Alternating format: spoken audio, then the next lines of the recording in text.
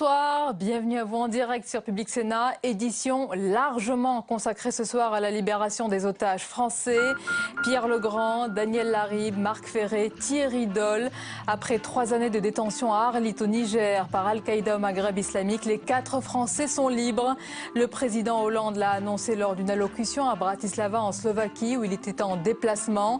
Les ministres Laurent Fabius et Jean-Yves Le Drian sont partis à Niamey pour récupérer les 4 hommes qui sont en bonne forme selon le ministre des Affaires étrangères. Ils devraient arriver demain en fin de matinée en France, accueillis par François Hollande à l'aéroport de Villacoublay. Et c'est aussi une libération pour leur entourage, bien sûr, qui a tout imaginé, tout redouté durant ces plus de 1000 jours de captivité. Nous en parlons ce soir avec de nombreux invités en notre compagnie.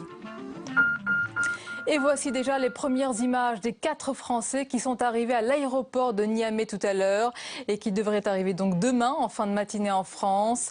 Et on va tout de suite écouter la déclaration de François Hollande, le président, qui a donc annoncé la libération des 4 Français détenus depuis septembre 2010 à Arlit au Niger. On l'écoute.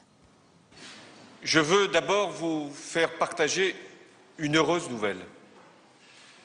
Je viens d'apprendre par le président du Niger, M. Issoufou, que nos 4 otages du Sahel, ceux que l'on appelle les otages d'Arlit, viennent d'être libérés.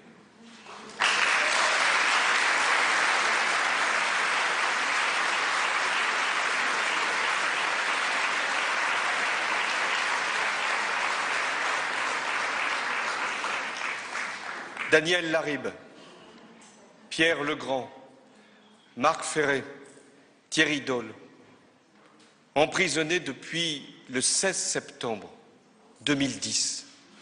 3 ans.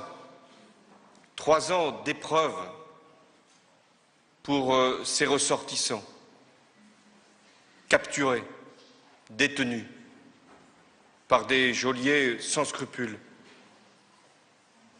3 ans.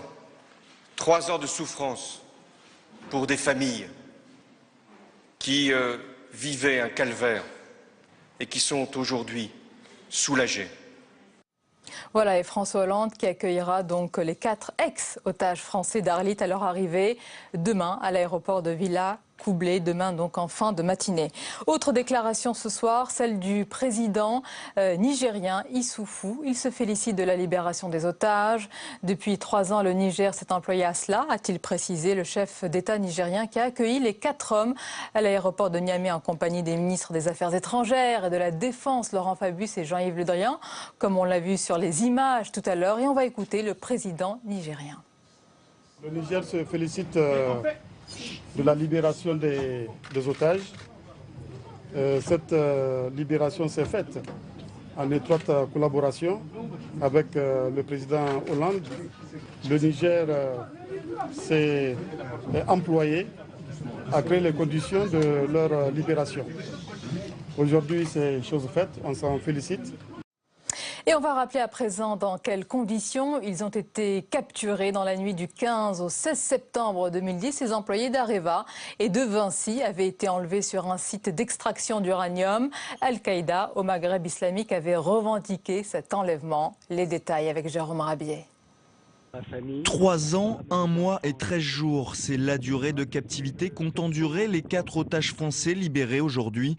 Thierry Dolle, Daniel Laribe, Pierre Legrand et Marc Ferré étaient tous les 4 détenus par Al-Qaïda au Maghreb islamique depuis leur enlèvement sur le site Areva de Tarlit au Niger où ils étaient employés. Immédiatement transférés au Mali, bien avant l'intervention française décidée en janvier dernier, c'est à l'extrême nord de ce pays qu'ils ont été libérés.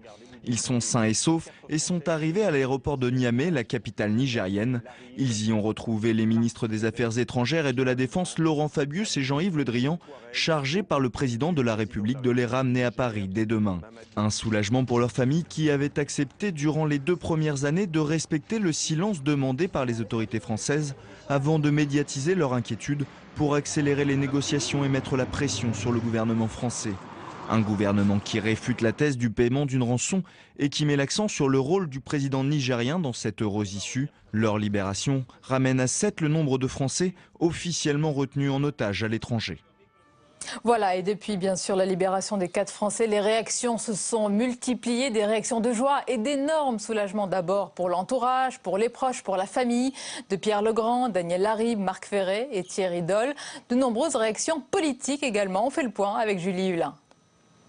La visite officielle de François Hollande en Slovaquie s'est transformée en annonce de libération. Une annonce que les familles des 4 otages n'attendaient plus.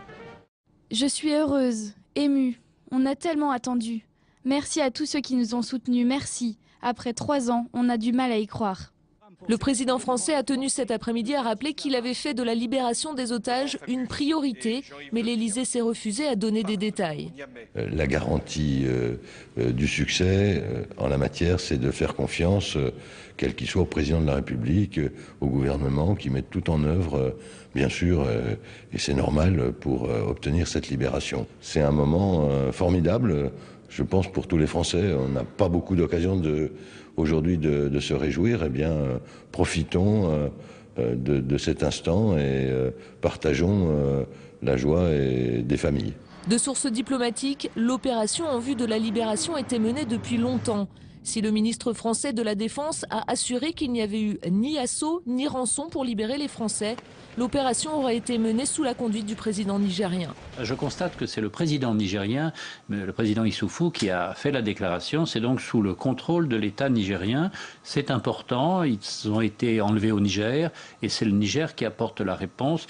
Il y a des formes que l'on respecte et c'est plutôt bien. Les 4 otages retrouveront le sol français dès demain matin. Et pour en parler en notre compagnie ce soir, nos invités, Christian Cambon, bonsoir, et bienvenue. Vous êtes vice-président de la Commission des Affaires étrangères, de la Défense et des Forces armées au Sénat. Avec nous également, André Valigny, bonsoir. Bonsoir. Sénateur socialiste et membre de cette même Commission des Affaires étrangères. Renaud Girard nous accompagne, bonsoir, grand reporter au Figaro. Alors d'abord, vos premières réactions, 3 ans de souffrance, 3 ans d'épreuves, a dit le président Hollande. Les otages sont en bonne forme, a dit Laurent Fabius. On a vu leur visage sur les images, soulagement et joie ce soir. D'abord, André Valigny. Oui, un grand soulagement pour les otages, pour leurs familles, une joie collective, une joie que chaque Français doit ressentir, sans oublier pour autant les autres otages qui restent en Syrie, au Sahel et au Nigeria.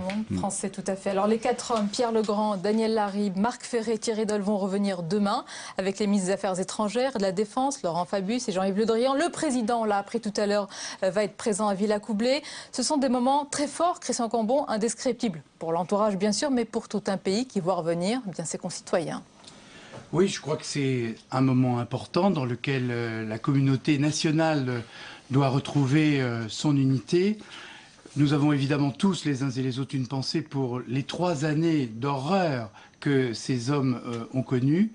Et moi, je ne peux que saluer l'action de toutes celles et ceux qui ont coopéré pour obtenir cette libération. Je pense que le président du Niger, une fois de plus, a montré qu'il était un homme d'État et qu'il savait tenir ses engagements, car il s'était engagé à cette libération depuis longtemps. Et je pense effectivement que c'est un moment très fort pour nous tous, parce que on a peine à imaginer ce que ces hommes ont pu vivre pendant 3 années. Est-ce qu'on se représente ce que c'est que 3 années vivre dans des conditions climatiques, de santé, de nourriture, telles qu'ils ont pu le vivre? Donc c'est effectivement un moment de joie que nous partageons. Et l'un des 4 ex-otages, désormais Thierry Doll, a déclaré ce soir: ça a été très difficile, mais c'est une épreuve de la vie. Donc il y a beaucoup de dignité dans sa réponse ce soir. 3 ans, c'est une très très longue durée, c'est une très longue épreuve. On les a vus amaigris, fatigués, mais c'est le soulagement ce soir. Oui, tout à fait, monsieur, un grand soulagement.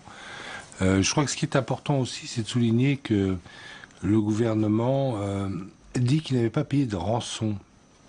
Et je crois que pour la première fois, depuis 40 ans, on peut peut-être le croire. Ah. Car malheureusement, qu'est-ce qui vous fait dire cela? Plusieurs indices. J'ai l'impression, mais les parlementaires ici présents en savent peut-être plus que moi, mais qu'il y a eu une inflexion faite au début du mandat du président Hollande, que réellement il fallait arrêter ce puits sans fond de cet acte immoral qui est de payer des rançons. Car finalement, la dernière rançon qu'on a payée d'une manière certaine, là, c'était à Peshawar, peut-être plusieurs millions de dollars, pour les journalistes de France 3 qui étaient... qu'est-ce que les preneurs d'otages, les djihadistes ont fait avec cet argent? Immédiatement, ils ont acheté des armes pour aller tuer d'autres soldats français. Donc il est tout à fait contre-productif et même immoral, je dirais, de payer des rançons. C'est une mauvaise habitude que notre pays a pris avec Giscard, dans cette région d'ailleurs, avec l'affaire Claustre, avec c'est Giscard qui a, n'est-ce pas, pour la libération qui a donné des sommes très importantes à Hissène-Habré, pour la libération de Françoise Claustre, et Hissène-Habré qui est aujourd'hui inculpé de crimes contre l'humanité, donc on a donné de l'argent à un criminel. Cette fois-ci, avec cette nouvelle doctrine, je pense que cette doctrine a payé. Je pense que effectivement, c'est le président du Niger par des négociations. Alors, on va en parler. Restons justement sur ce non-paiement de la rançon. C'est très important qu'on n'ait pas payé de réagir nos parlementaires. Christian Cambon, c'était la position de la France. François Hollande l'a réaffirmé à plusieurs reprises. Pas de rançon. C'était une bonne position et je pense effectivement que la parole de l'État ne peut pas être mise en cause. En revanche, moi je lis aussi les communiqués. On parle de tractation. Donc qui dit tractation dit qu'il y a eu échange, certainement de quelque chose. Ou de quelques-uns, je n'en sais rien. Mais on ne peut pas non plus oublier peut-être le rôle qu'Areva a eu dans cette affaire, parce qu'Areva est une très grande société, son image de marque en avait quand même pris un coup. Et moi, je voudrais qu'on revienne aussi sur la condition de ces Français qui sont expatriés et qui prennent beaucoup de risques pour porter les couleurs de la France. Alors, je pense effectivement que le gouvernement français stricto sensu n'a pas payé de rançon, car la parole du chef de l'État doit être crédible. Areva aurait pu payer ou un intermédiaire, je dis, il y a eu des tractations. Alors, tractation, c'est un échange. Il faut donner quelque chose contre quelque chose. André Valigny.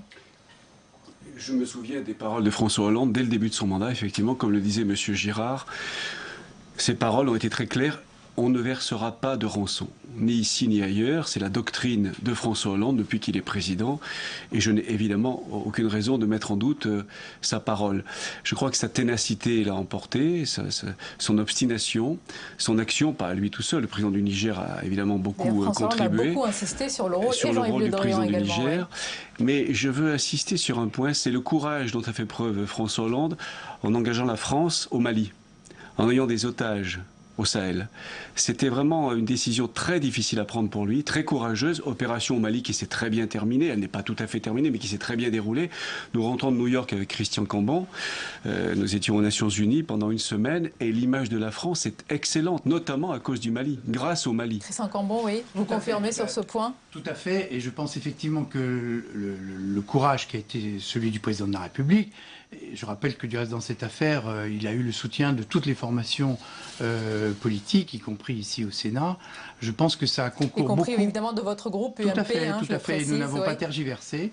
Et je pense que cela concourt à cette image de marque que nous avons auprès de nos amis africains et dans le monde entier. Renaud Gérard, André Valigny a parlé du Mali. Le Mali, c'est très important parce que les otages, quand ils ont été enlevés dans la région du Niger, ils ont été emmenés au Mali et dans cette région dont on a beaucoup parlé ensemble d'ailleurs, l'Adrar d'Isiforas. Et évidemment, quand il y a eu cette intervention, il y a eu une très grande angoisse des familles. L'intervention a eu un impact certain. Je pense que ce qui était important, effectivement, et c'était souligné ici, c'est que le président Hollande, la France a dit, la France ne cède pas au chantage et ne doit pas céder au chantage. La politique de la France, la politique étrangère de la France, n'est pas soumise à un chantage émotionnel sur des otages, et il est intervenu, il a pris une décision d'ailleurs assez rapide d'intervention au Mali. Les djihadistes islamistes se sont trompés parce qu'ils ont pris au sérieux une phrase qu'il avait lâchée à la fin d'une conférence de presse en disant « la France n'a pas vocation à intervenir militairement au Mali ».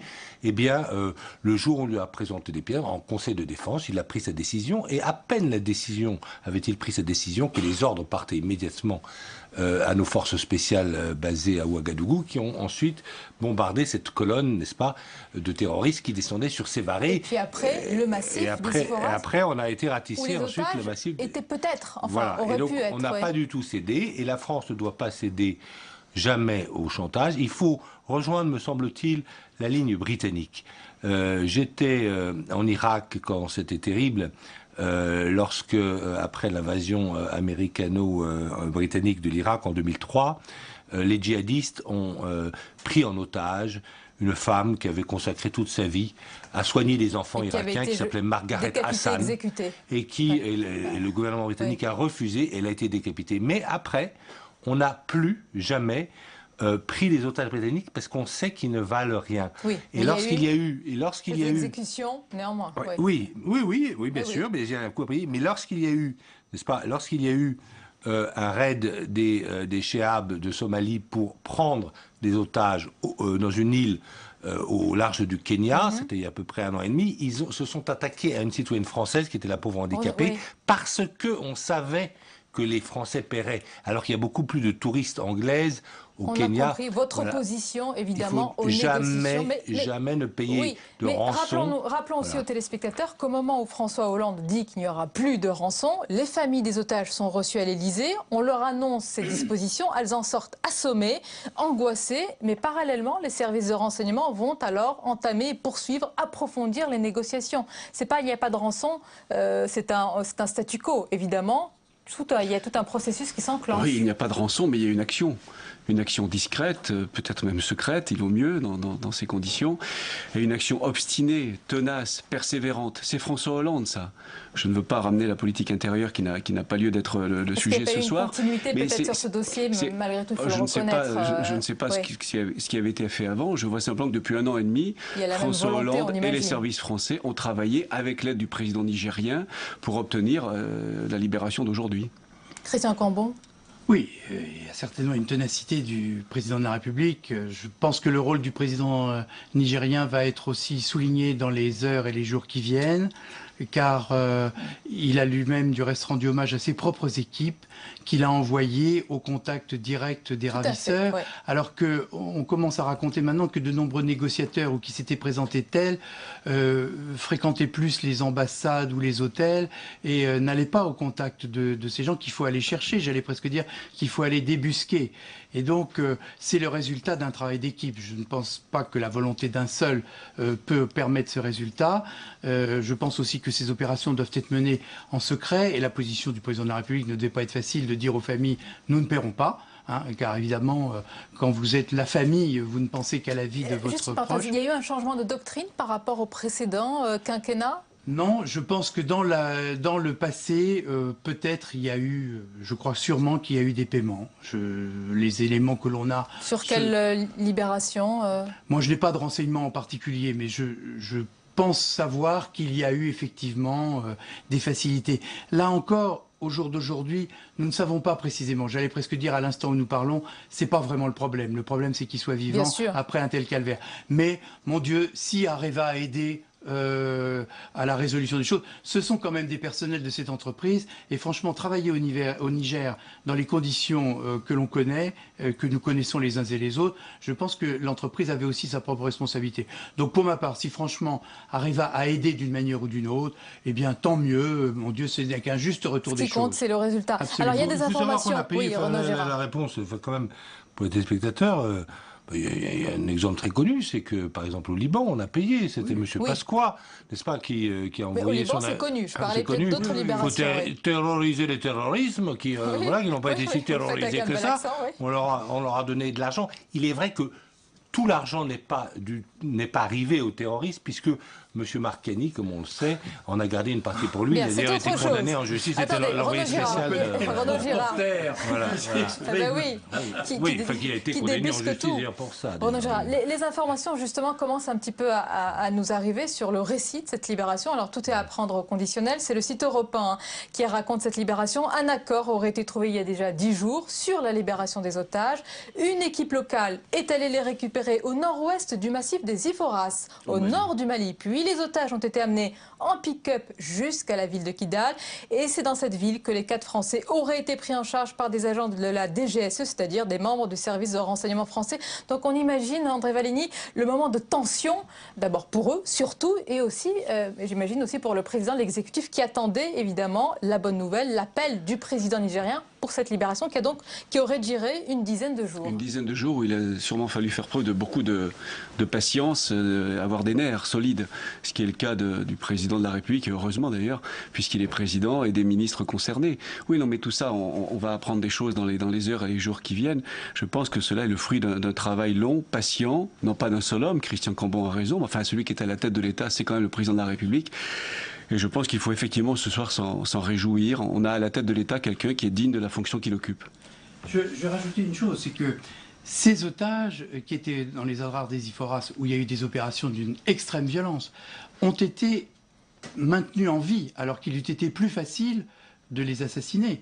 Ce qui a eu lieu du reste pour Philippe Verdon, qui malheureusement a perdu la vie. Or, ils ont été maintenus en vie pendant toute la durée des opérations, donc je pense que le groupe qui les détenait savait très bien ce qu'il faisait. Et je pense que les tractations dont on parle aujourd'hui ont sûrement quelque part une contrepartie, et c'est assez normal, encore une fois, il s'agit de la vie de ces hommes, et moi personnellement, je n'attaquerai et je ne critiquerai personne pour avoir aidé à leur sauvegarde. Mais quelque part, il faut regarder le fil des événements depuis toute cette séquence où la France a quand même neutralisé, pour prendre un terme pudique, beaucoup de djihadistes dans cette région, et que leur réaction aurait pu être d'assassiner ces otages en contrepartie. Ils ne l'ont pas été, et aujourd'hui il y a des tractations. Je pense que l'histoire de tout cet épisode s'écrira avec un peu plus de détails. J'ai traversé la Drar des Iphoras en mars dernier. C'est une région qui est entièrement en fait tenue par les Touaregs, hein, et c'est les Touaregs qui guidaient, n'est-ce pas, les soldats français qui ont ratisé ce grand massif montagneux et qui, d'ailleurs, ont tué beaucoup de djihadistes et ont trouvé beaucoup de caches d'armes. Les Touaregs, dès 2010, juste après la prise d'otage, c'est un chef Touareg qui avait été chargé, d'ailleurs, d'approcher les preneurs d'otages. C'est un chef de l'Ansar à l'islam, qui a ensuite un mouvement qui s'est radicalisé, n'est-ce pas, et qui donc n'était plus utilisable par la France. Premier intermédiaire qui a été écarté. Voilà, qui a été écarté. Mais ce qui a été souligné ici, par les deux sénateurs, c'est que évidemment le président du Niger, il connaît très bien les Touaregs, il connaît toutes les tribus Touaregs, et donc il a souligné son rôle clé. Mais bien sûr, parce que personne dans le Nord Mali ne peut évoluer, ne peut vivre sans l'accord des grandes tribus Touaregs. On va rappeler, puisque vous parlez justement de la Drar des Iphoras, la vie, évidemment, qui est très dure, la promiscuité permanente. Abou Zeyed, qui a été tué pendant l'opération du Mali. C'est lui qui a revendiqué cet enlèvement. Il est réputé évidemment pour sa dureté. Il est à l'origine de l'exécution d'un de ses otages en 2009. C'était un Britannique, Edwin Dyers. Ils ont dû vivre, évidemment, je ne sais pas s'ils ont vécu les 3 ans dans cet endroit-là, mais c'est 3 ans d'enfer. Vous l'avez parcouru, cette région? Oui, c'est une région extrêmement difficile, où il fait bien sûr, il peut faire extrêmement chaud, extrêmement froid, des très fortes différences de température, où il y a du vent de sable, du vent très sec. Non, c'est une région très inhospitalière, il faut appeler les choses par leur nom. Mais je ne suis pas sûr que nos camarades qui sont prisonniers aujourd'hui en Irak, mon ami Didier François, mon ami Nicolas Hénin, soient dans une meilleure on va situation. Parler, des otages à venir, oui. Mais c'est sûr que la Drar des Iphoras, c'est une région extrêmement inhospitalière. De surcroît, je pense qu'on peut souligner l'isolement, car ils ont été très vraisemblablement séparés. Tous les anciens otages racontent la difficulté qu'il y a à voir ses compagnons d'infortune dispersés pour évidemment des raisons tactiques que tout le monde comprend bien. Donc je pense que l'épreuve est d'autant plus lourde, d'autant plus grave. Ceci étant, on a aussi les témoignages de la force de caractère de ces hommes. L'épouse de l'un d'entre eux a rapporté le dernier mot qu'elle avait eu lorsqu'elle a été enlevée avant d'être libérée. Il lui avait dit « je résisterai ». Quelle grandeur d'âme et quelle force, quelle force. Et il faut le souligner ce soir. André Valigny, ce qu'on peut dire, rajouter sur la rançon quand même, c'est que ce changement de doctrine n'a pas mis en danger la vie de ces otages. Donc c'est très important, c'est une doctrine pérenne à présent. S'il y avait eu un souci, s'il y a eu le moindre problème, peut-être qu'il y aurait eu un recul ou une révision de cette nouvelle doctrine. Moi, je ne pense pas, non. Vous ne pensez pas? Lorsque François Hollande a déclaré dès le début de son mandat qu'il n'y aurait pas de rançon ou plus de rançon, il n'était pas question pour lui de changer de position pendant le cours de son quinquennat.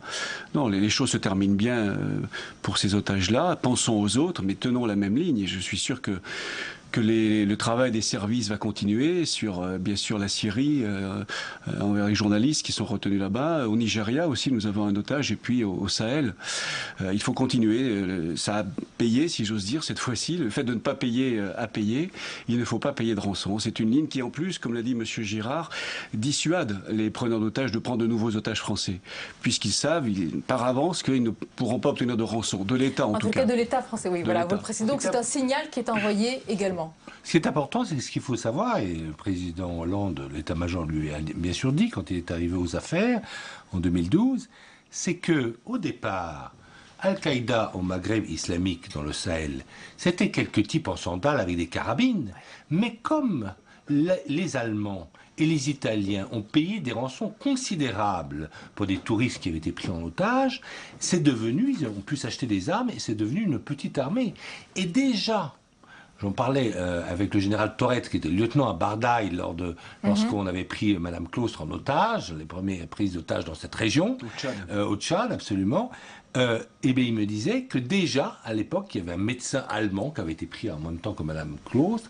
Le gouvernement fédéral allemand, de l'Allemagne de l'Ouest, avait envoyé 10 transals avec de l'équipement à la rébellion du Nord, à cet Hissène-Habré qui est aujourd'hui, comme vous le savez, inculpé pour crimes de guerre. Donc ces rançons se retournent contre nous. Se retournent, mais bien sûr, elles sont dramatiques. Est-ce qu'au sein de votre commission, vous en êtes vice-président des Affaires étrangères, de la Défense et des Armées, est-ce qu'après une libération comme celle-ci, vous demandez, non pas savoir exactement ce qui s'est passé, puisqu'il y a peut-être aussi un secret d'État, mais plus d'informations, est-ce que vous en aurez? Est-ce que vous voulez avoir le suivi aussi pour retenir les leçons sur le terrain? Écoutez, je dirais que notre souci n'est peut-être pas de connaître le détail, parce qu'encore une fois, je pense que ces opérations nécessitent le secret. Comme André l'a dit, et vous l'avez dit aussi, Monsieur Girard, il y a d'autres otages. Et ils sont encore nombreux. Et donc, il ne faut pas compromettre la suite des événements. Il faut que les bonnes méthodes qui ont été utilisées puissent se reproduire. Donc, rien ne sert de faire celui qui sait et qui raconte le détail. Et moi, personnellement, je ne demanderai pas au gouvernement le détail. Du reste, à plusieurs reprises, lorsque Jean-Yves Le Drian, à qui je souhaite rendre hommage, car il a toujours été sur ces affaires d'une grande compétence et d'un grand professionnalisme. Et d'une grande discrétion. Et d'une grande discrétion. Et beaucoup de mesures dans ses mots. Et il nous a dit carrément, je ne peux pas en dire plus, parce que des choses sont en cours. Et vous avez respecté aussi. Et nous avons respecté, nous n'avons rien demandé. En revanche, ce que nous pouvons demander, c'est qu'effectivement, à l'endroit des Français qui vivent en grand nombre dans ces pays, et qui sont confrontés à la mobilité extrême de ces groupes. Je rappelle que 2 jeunes ont perdu la vie alors qu'ils dînaient tranquillement dans un restaurant de Niamey au Niger et qu'ils ont été délogés de là, ils ont été emportés et malheureusement ils ont perdu la vie. Donc on a vu avec l'affaire algérienne, etc., on a vu une très grande mobilité de ces groupes et on sait que malgré l'effort de neutralisation que les Français et leurs alliés des forces africaines et des forces de l'ONU ont mis en œuvre, il reste encore beaucoup de noyaux. Il y a eu encore des incidents à Tombouctou, la semaine dernière, j'étais à New York pour commenter ces événements. Je pense donc qu'il faut être très précautionneux et prendre des mesures très fortes pour protéger les Français. Vous avez commenté ces événements à New York. Est-ce qu'il y a une inquiétude, une angoisse justement vis-à-vis de la résurgence de ces événements que vous soulignez? Aux Nations Unies, on parle beaucoup de la Syrie, bien sûr, mais on parle beaucoup de l'Afrique. L'Afrique est vraiment le continent de la planète où il se passe le plus de choses inquiétantes, avec le Congo, avec la Centrafrique, bien sûr, le Libéria, et on a parlé évidemment des otages français, oui. Est-ce qu'il faut souligner aussi, peut-être, et vous allez le faire peut-être les trois, eh bien la coopération des services secrets français, bien sûr, mais de l'armée nigérienne qui est partie et qui a des éléments qui sont de plus en plus courageux, dit-on, et armés. Renaud Girard, c'est le cas? Oui, mais bien sûr, mais vous savez, vous parliez au début de cette émission du ratissage, n'est-ce pas, de la DRA des IFORA, qui était un ratissage efficace en mars et en avril de cette année. Il s'est fait avec des groupements tactiques, c'était comme ça que ça s'appelait les régiments, enfin, les régiments de marche, les bataillons de marche, dans la DRA des IFORA, tchadiens. les Tchadiens ont joué un très grand rôle. Il y a une manœuvre assez et puis des sophistiquée d'encerclement. Très expérimentés et préparés. Très préparés, très courageux au combat. Ils ont eu d'ailleurs une vingtaine de morts dans le ratissage. Et alors là, c'était les troupes tchadiennes. Et puis aussi, le Niger a apporté dès le début son soutien à la France. Mais en fait, je pense que vous l'avez vu à New York, messieurs les sénateurs, je pense que tous les pays africains ont soutenu la France, ont remercié la France pour son action, y compris le Burkina Faso, l'ancienne Haute-Volta, etc. Le seul pays qui avait émis des critiques, le seul pays africain sur 50 ou sur 52 pays africains qui avaient émis une critique contre la France, c'est l'Égypte du frère musulman Morsi. Qui n'est plus au frère musulman Morsi. Ça lui a pas porté bonheur. Donc on peut souligner la coopération franco-africaine, différents pays pour cette lutte contre le terrorisme. Je pense effectivement que cette opération met en valeur le rôle des Africains. Car je rappelle qu'au Mali, et nous le savions bien à la Commission, des moyens sophistiqués très importants. Les services secrets américains sont intervenus avec des moyens d'écoute excessivement performants. Et on s'aperçoit que le véritable contact a été maintenu par les troupes tchadiennes qui, elles, vraisemblablement ne bénéficient pas de ces sources, mais connaissent le terrain de manière parfaite. Donc ça en dit long aussi sur la manière de procéder dans ces secteurs. Messieurs, je voulais rappeler, puisque vous en avez parlé, les 7 otages français, les autres otages français qui sont détenus dans le monde. Donc il y a Serge Lazarevich qui est aux mains d'AQMI depuis le 24 novembre 2011 au Mali. Gilberto Rodriguez Leal qui a été enlevé 1 an plus tôt dans le même pays. Il y a Francis Collomb qui a été enlevé au Nigeria par une trentaine d'hommes armés. Et en Syrie, vous l'avez dit André Vallini, 4 journalistes sont otages depuis le 6 juin 2013. Nos confrères Didier François, grand reporter européen, et le photoreporter Édouard Elias sont détenus dans le pays. Et nous avons appris récemment que 2 autres confrères sont otages, Nicolas Hénin et Pierre Torres. Mais la bonne nouvelle ce soir, c'est Pierre Legrand, Daniel Laribe, Marc Ferré, Thierry Doll. Donc après 3 années de détention à Arlit au Niger par Al-Qaïda au Maghreb islamique, les 4 Français sont libres.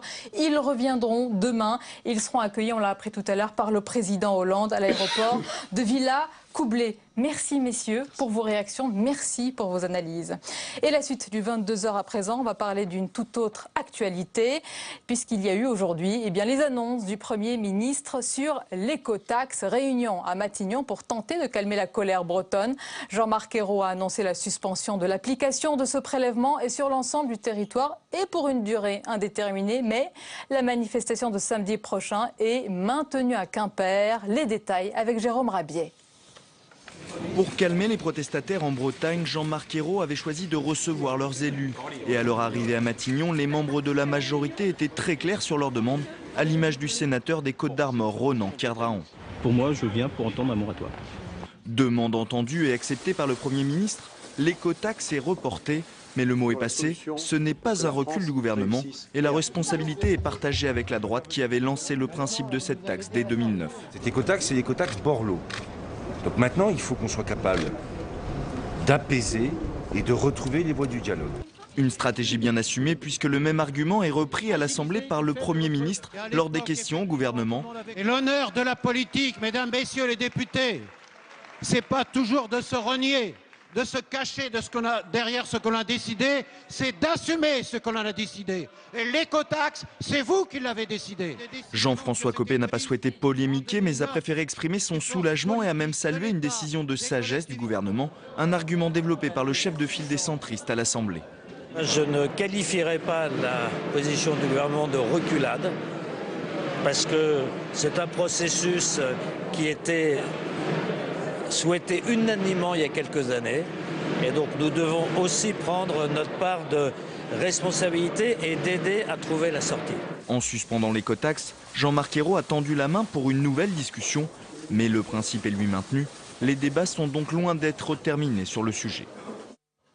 Et non, les débats ne sont pas terminés. On en parle ce soir avec nos invités. François Marc, bonsoir et bienvenue. Vous êtes sénateur socialiste du Finistère, rapporteur général du budget au Sénat. Merci d'être avec nous.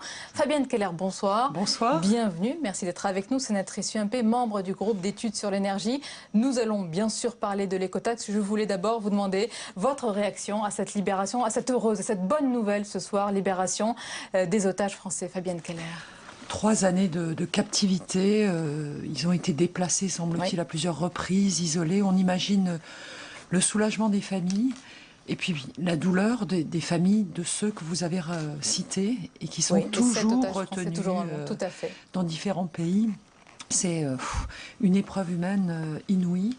Donc vraiment un grand soulagement et je partage une belle issue ce soir. Voilà, oui. cette joie. François Marc. Oui, c'est une belle issue, c'est une joie pour nous tous parce que 3 années, c'est épouvantable, c'est quelque chose de terrible et on partage la joie de toutes ces familles, mais bien sûr la joie de ces 4 otages de retrouver leur famille, leurs amis, retrouver leur pays. Et je crois que c'est une grande nouvelle, ça fait du bien d'avoir des bonnes nouvelles certains jours. Donc je crois on a vu un autre sénateur, le président des sénateurs socialistes, François Rebsamen, qui a dit ça fait du bien, évidemment.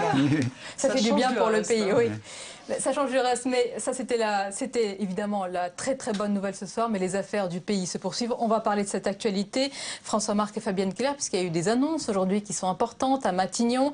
François Marc, ce geste de suspension, comment vous l'analysez? C'est un geste d'apaisement, selon vous?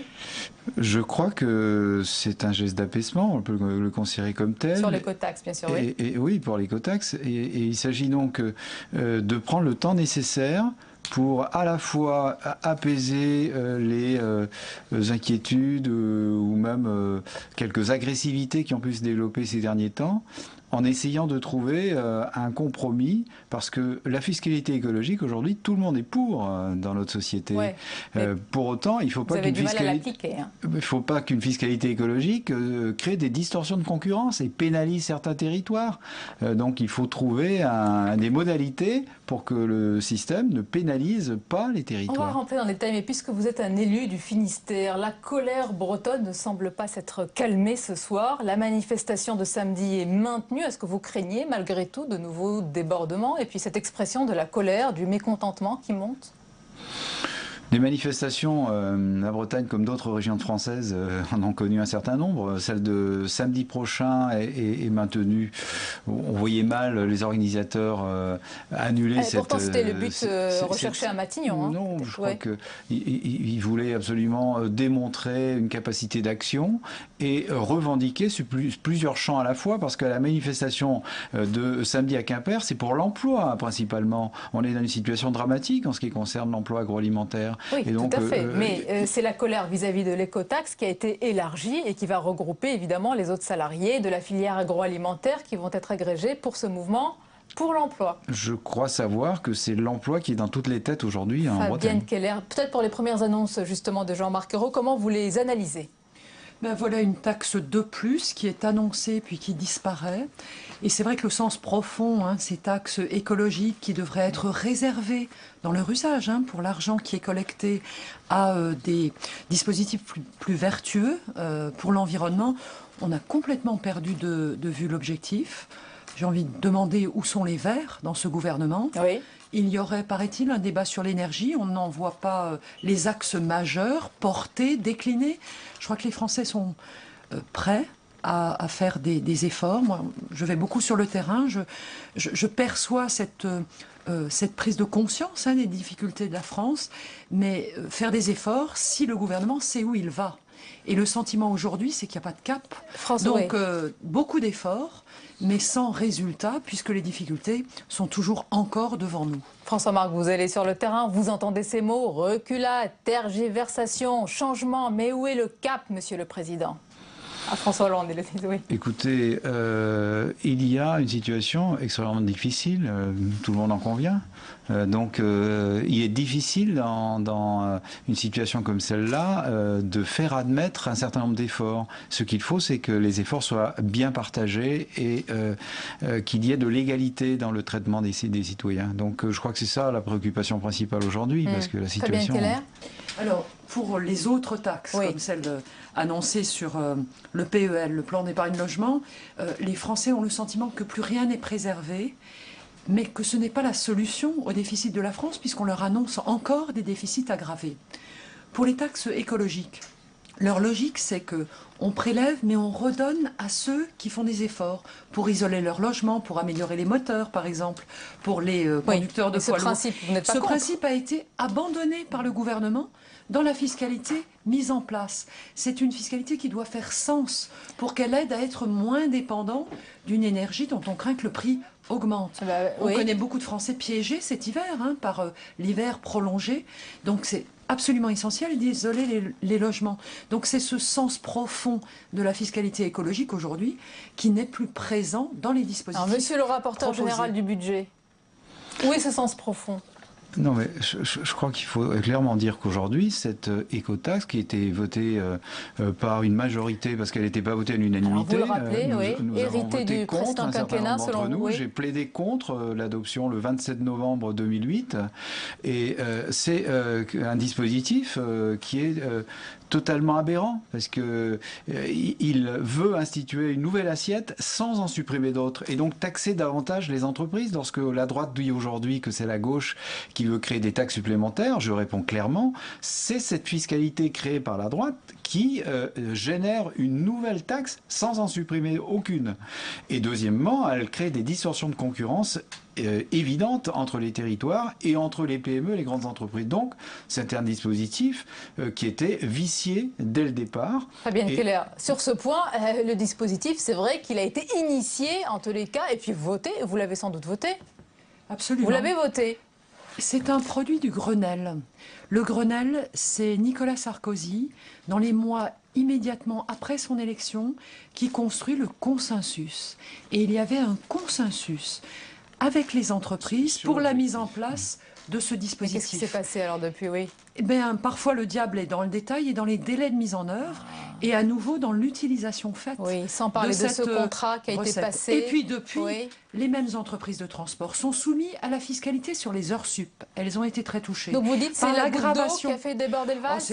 C'est les entreprises qui ont été la cible, il faut le rappeler. Pendant la première année du mandat de François Hollande, elles ont été vraiment très fortement taxées avant que, avec le rapport Gallois, la prise de conscience, le gouvernement fasse machine arrière une nouvelle fois. Vous saluez ce soir le geste de Jean-Marc Ayrault. Donc, si j'essaie de décrypter ce que vous dites. Non, Jean-Marc Ayrault fait le constat d'une situation à laquelle il a largement contribué, qui est un ras-le-bol total, dans un contexte, et François Marc a raison, où la priorité des priorités, c'est l'emploi, c'est de préserver des entreprises qui n'en peuvent plus. Alors il a raison, il n'est pas d'accord sur le discours. Qui d'ailleurs, pour beaucoup, sont en train de délocaliser leur siège ou de voir leur activité réduite par la concurrence européenne notamment.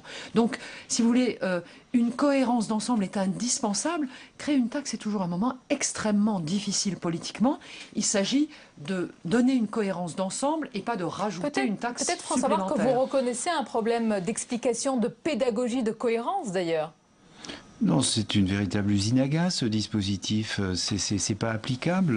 Tout le monde le voit bien. Personne ne comprend. C'est pas applicable, donc il faut l'annuler. Peut-être pas le suspendre. Il faut le modifier, le simplifier, ou trouver une formulation. Il faut aller plus loin que ce qu'a dit Jean-Marc Ayrault. Trouver une formulation acceptable, qu'il n'y ait pas de distorsion de concurrence, qu'on ne pénalise pas les PME et que les entreprises n'aient pas le sentiment d'être taxées 2 fois ou 3 fois. J'attire votre attention sur le fait que le Danemark a aussi décidé d'ajourner la mise en place de son écotaxe. Le Danemark qui est le pays numéro 1 en Europe sur la fiscalité écologique. On peut souligner tous les autres pays où ça a marché aussi. Le mot de la fin. Plusieurs pays d'Europe qui ont mis en place ces taxes, mais à nouveau, une taxe, ce n'est pas une fin en soi, c'est un objectif de réduction de la consommation d'énergie qui est le seul, qui est l'objectif partagé. Bien sûr. Le chemin est évidemment politiquement difficile. Il faut un gouvernement qui connaît son cap et qui sait ce qu'il veut en matière d'économie d'énergie et d'environnement. François Marc, peut-être le mot de la fin aussi par rapport à votre région. Vous êtes un élu du Finistère, je vais rappeler, pour la Bretagne. Quel mot vous pouvez dire ce soir d'apaisement éventuellement ? Pour la Bretagne, je pense qu'aujourd'hui, la question, c'est de mobiliser tout le monde dans la recherche d'un compromis et d'un consensus. Je crois que c'est ça le message du Premier ministre. Et nous verrons s'il est entendu. Merci à vous. Merci d'avoir été nos invités. Merci. Et avant de clore ce 22h, bien sûr, je vous en rappelle le principal titre. Pierre Legrand, Daniel Laribe, Marc Ferré, Thierry Doll. Après 3 années de détention à Arlit au Niger par Al-Qaïda au Maghreb islamique, eh bien, les 4 Français sont libres. Le président Hollande l'a annoncé lors d'une allocution à Bratislava, en Slovaquie, où il était en déplacement. Les ministres Laurent Fabius et Jean-Yves Le Drian sont partis à Niamey. Ils y sont pour récupérer les 4 hommes qui sont en bonne forme. Selon le ministre des Affaires étrangères, ils devraient arriver demain en fin de matinée en France. Ils seront accueillis, on l'a appris tout à l'heure, par François Hollande.